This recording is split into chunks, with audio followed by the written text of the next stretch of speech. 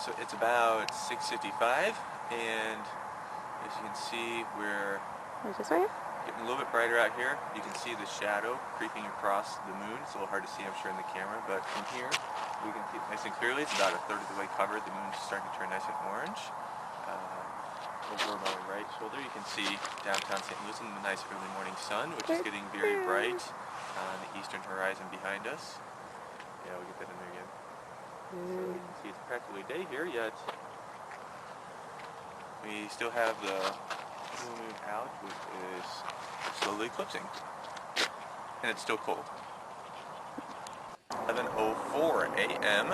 and over my shoulder you probably cannot see anything, but through the stacks of the refinery back there, we can just barely make out a little bit of the moon left. It's about 2/3 way covered with Earth shadow, and it's turning a sort of pale orange, pinkish color. But with the bright morning sun coming up, there's not enough contrast to be able to see the moon there. We can still see it just a little bit. What I find very interesting is I was expecting the shadow to come upward across the moon, as it would go down and it would pass into shadow, and actually it's going the other way around. The shadow, as the moon is here, the shadow is creeping down across the moon, even though the sun's coming up over here, and that must be because of the moon's rotation around the Earth. It's moving farther up, even though the sun's light is actually coming from over there. It's actually coming underneath the Earth. So if you imagine, the sun is here, the Earth is here, and the moon is back here, and this light was coming under the Earth, but the moon must be rotating around even though we're turning, so it looks like the moon is going down. It's kind of an optical illusion. It's pretty cool. Is it, guys? Oh my goodness, guys. So he's literally watching, the sun and the moon are both above the horizon, and he's literally watching the moon, the shadow of the eclipse of the moon happening from the top of the moon going down. And he's trying to make up an explanation for it, thinking, oh, maybe the sun's light is going underneath the Earth, and that's what's caught in that the refraction because of the rotation of it's just. Meanwhile, they can still see the sun above the horizon. They can still see it. Like, this is crazy.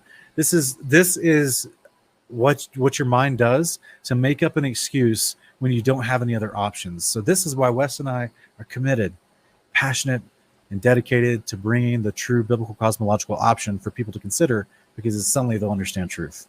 Yeah. Things start to make a lot more sense when you don't have all the confusion of lies. That's right. 7:08. I'm sorry, the sun will rise at 7:08. The moon is scheduled to set at 7:08. So exact same time. So we might actually catch a glimpse of both for a brief moment as the moon is disappearing. Okay. Let's see. Go ahead. You're on? Mm-hmm. We're on again. Well, it is now officially 7:08, and if you look behind us, the sun is just starting to peek up over the trees. We can't quite see the sun, and behind us, yeah, the moon has pretty much disappeared into eclipse, but otherwise it would be setting right now, but it has been fully eclipsed for just a few minutes, so it disappeared just a couple minutes ago. And you can just see a sliver of the sun through the trees there. You see it now?